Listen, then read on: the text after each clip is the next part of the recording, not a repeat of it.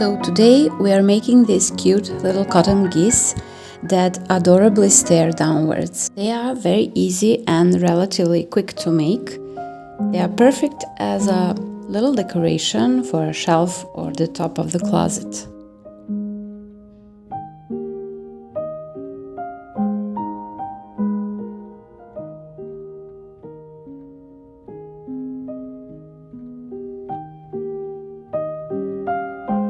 So let's begin.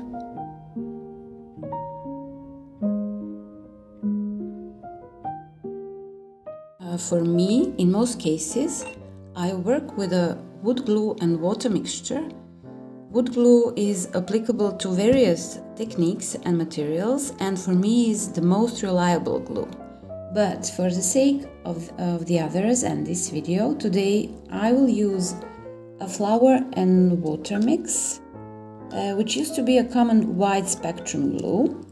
And also I have here cornstarch glue, which I like to use in the last stage of applying the cotton because it gives a fine foamy texture to the ornament. For all these glues, except for cornstarch glue, we can say that they should have the consistency of a milk or even a bit more watery, so that they don't stick to our hands while we are working. So for the cornstarch glue, it should have the consistency of egg white. We make this glue by boiling cornstarch in water until it thickens. Maybe I should make a separate video about these glues for the spun cotton. Let me know in the comments, would you like that? Next, we'll need aluminium foil. We'll need, of course, wool cotton. Basic wool cotton from a drugstore would be perfect. And maybe if you have at hand these cotton pads, it might come handy for the wings, you'll see. When it comes to painting and paints, you can use whatever you have at hand. So you can use watercolor or an acrylic paint or craft paint, which is basically the same, or maybe gouache. You will not need so many shades and colors, but it's up to you. If you want your ornament to have such accessories like this cone hat, of course you will make your own palette. You will need some plates, some kind of work surface, and a few coins or little rocks. It is optional because these figurines are very light, and if you want them to be more stable, maybe it is a good idea to embed the small rock or a coin into the base of the goose. And of course you will need a few brushes, one for the glue and few others for the painting.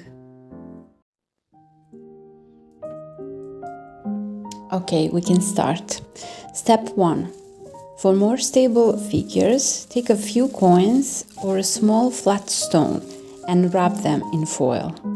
This initial shape should be spherical.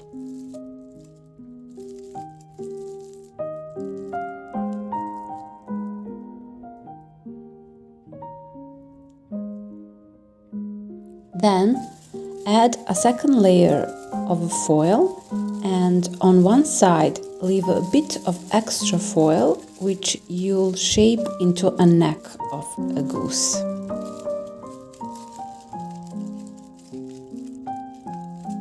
The silhouette we are aiming for looks something like the one in the picture. I didn't worry about making them all exactly the same, so as you can see, some are a bit more elongated while others are rounder.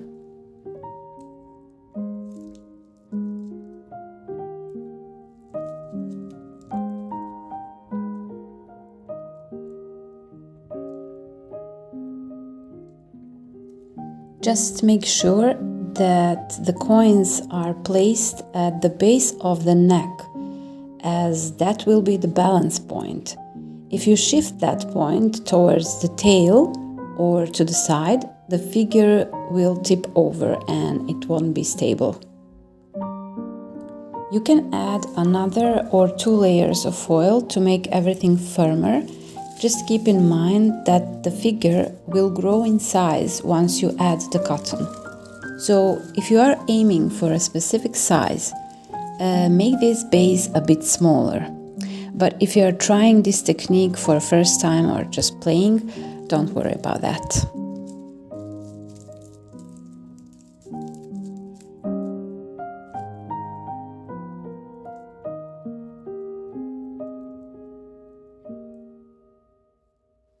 You can use a surface like the top of this jar to check how your model stands and adjust it as needed.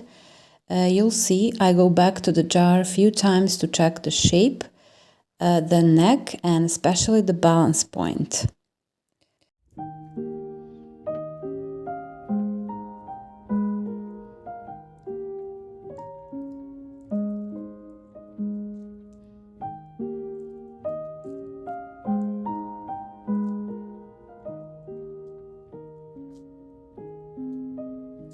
Shape the head a bit more to make it round and pull out a little beak. You can do that part and afterwards when you will be applying a wool cotton.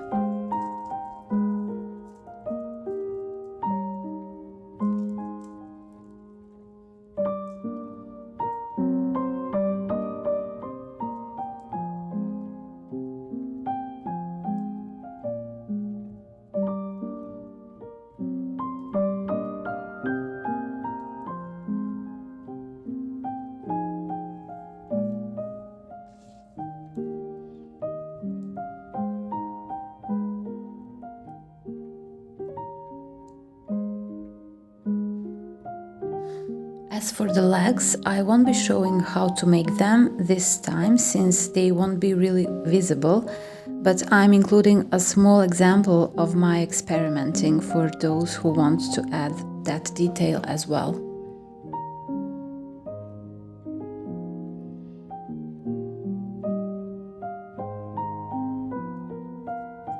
Once we are happy with our foil structure, we can jump right into adding a cotton. I'll do the first layer using a mix of flour and water.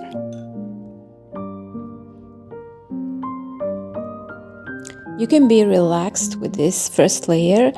What matters is just covering all the foil.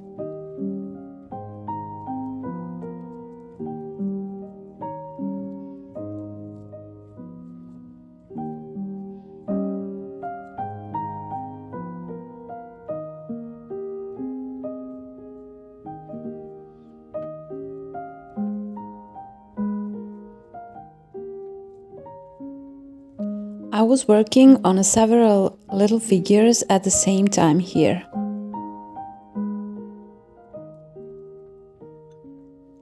Now we will add the wings, which we will cut out of the cotton pads. Just cut 2 small pieces in the shape of a teardrop or a half a circle.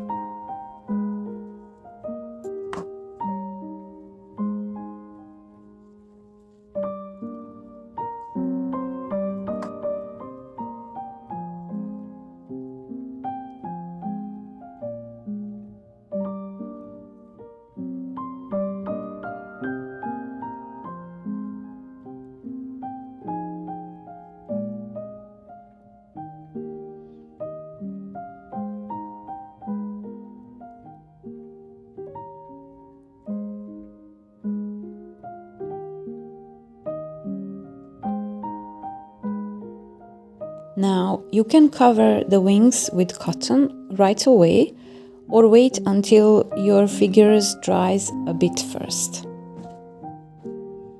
The drying can be full or partial, it doesn't really matter. What does matter is that it's not sticking to your hands while you work and the shape holds up better. If you are working with lots of layers of cotton and everything is still wet, there is a chance you'll accidentally mess up the shape while you are adding more to it. I usually go with 1 or 2 drying sessions so I can refine the ornament more easily. What I'm trying to say, for example, is that after the first round of drying, once the cotton loses moisture, the surface tends to look a bit bumpy and not nice. So I like to go back a couple of times until I get a smoother finish, if that's the look that I'm going for. Now I'm cutting out the edge of a circle for the ruffle collar. I'll need 2 pieces, which I'll gather a bit and let dry slightly. I will also be making the cone hat right away.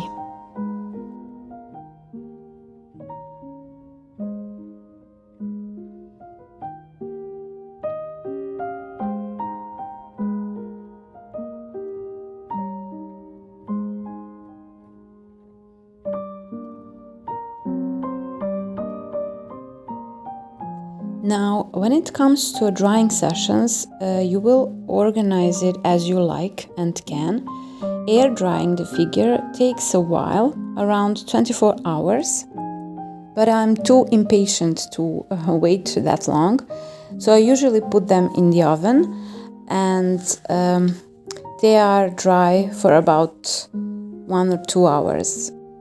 Now, if you have by any chance dehydrator, it will be the perfect solution, because few times I really baked mine and they turn brown, so that was unnecessary work afterwards to do, but still they are fun to make and I don't mind painting them all in white after I mess up with the oven.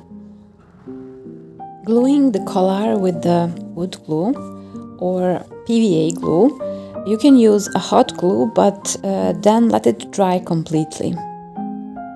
Now, this collar is just an idea. You can totally skip it if you don't like it, or if you find it's too complicated to glue it or something like that. You can also make it out of some kind of fabric, muslin or so, or maybe lace. Now, I won't be showing you every hat that I glued to every single goose, but you get an idea.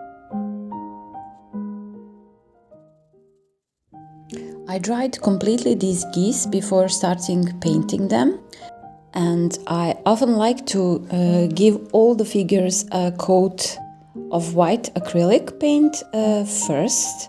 It works great as a base for painting afterwards.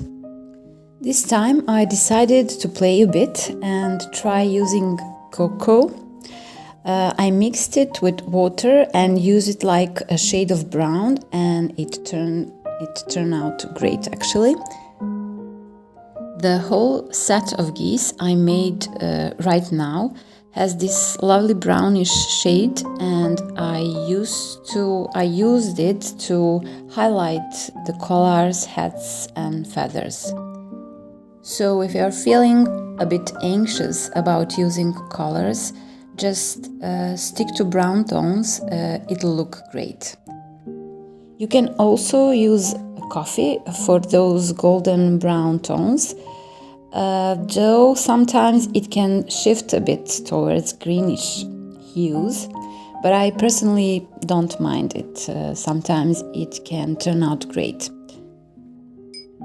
I also used black acrylic for the eyes, a bit of brown orange for the beaks, and some burgundy for blush. As you can see, I'm fixing wherever I went a bit overboard with the color. That can happen, so it's not a problem.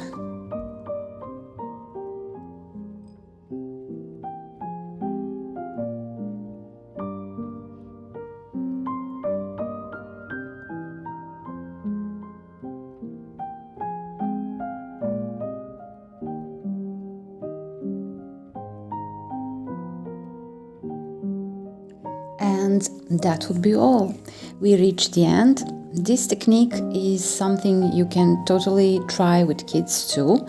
I can imagine these goofy little faces as a part of a kid's birthday setup, just hanging out as a cute decor. Let me know if you give it a shot and how it went. Thanks so much for your time.